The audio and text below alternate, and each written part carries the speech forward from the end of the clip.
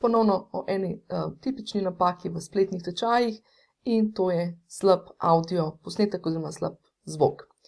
Hvala, Maruša tukaj z edogodek.si in dokaj pogosta napaka, ki jo udeleženci naše stranke, naši zaposleni, kdorkoli že predeluje spletne tečaje, težko spregledajo, je slab zvok. To se pravi to, kar smo mi posneli, kar govorimo. Zdaj recimo ena od tipičnih zadev je, da odmeva v prostoru, ne, da se recimo snimamo v prostoru, ki je bolj prazen kot poln, kjer ni mogoče nekih bom rekla, veliko materialov noter in tako naprej. Skratka, če si predstavljate v neki veliki dvorani, to običajno zadeve odmevajo. Skratka, dajte res poskrbeti, no.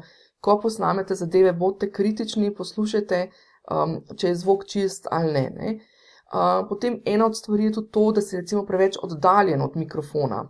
Recimo, tukaj je tipična situacija, kadar predavate recimo na beli tabli, imate recimo fizično belo tablo ob sebi in predavate, in če nimate mikrofona, tistega natičnega, jaz ga imam zdaj tukaj, ga ne morem pokazati, skratka, ko se obrnete k tabli, ste oddaljeni stran od spletne kamere ali pač neke kamere, če snemate z neko drugačno kamero, in je ta zvok, v bistvu ste zadušili zvok, vas ne slišijo toliko dobro.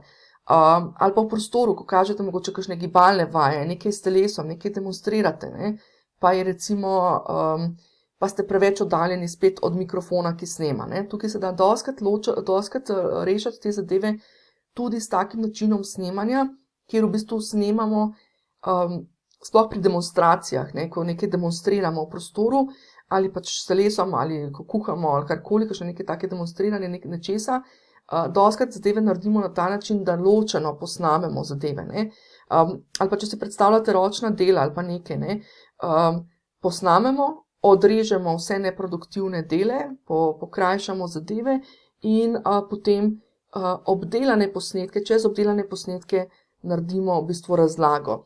Zdaj, mimogrede, več o tem sem pisala tudi tukaj v spletni tečaji od A do Ž.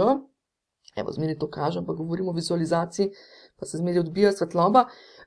Skratka, v temle priročniku je v e-obliki, to se pravi, vi ga dobite v obliki PDF-ja na svoj mail, brezplačno. Sem nekaj torej pisala tudi že o tem, pravzaprav, kaj pomeni, kako pripraviti v bistvu posnetke na mogoče majčkeno drugačen način, to se pravi, da so res kvalitetni, da tudi porežemo, bom rekla, da tudi naredimo dobro izkušnjo, da porežemo stvari, recimo, če si predstavljate, da kuhamo župco, 20 minut brbotanja ne rabimo pokazati na posnetku. To lahko odrežemo in naredimo razlago čez. Podobno je z vsemi ostalimi aktivnostmi, kot je gibanje in tako naprej. Potem zdaj audio, da je prepotiham ali pa prenaglas, to je neka napaka, ki pa se jo da rešiti tehnično. Skratka, video editorji, tudi ta, ki ga jaz priporočam in s katerim učim snemati programe, je zdaj to, da se da pač potem ta glasnost prilagoditi v samem programu, tako da to niti ni toliko problematično. Tako da zapomnite si samo to, udeleženci vam bojo lažje oprostili slabo vizualizacijo oziroma slabo sliko, kot pa slab zvok.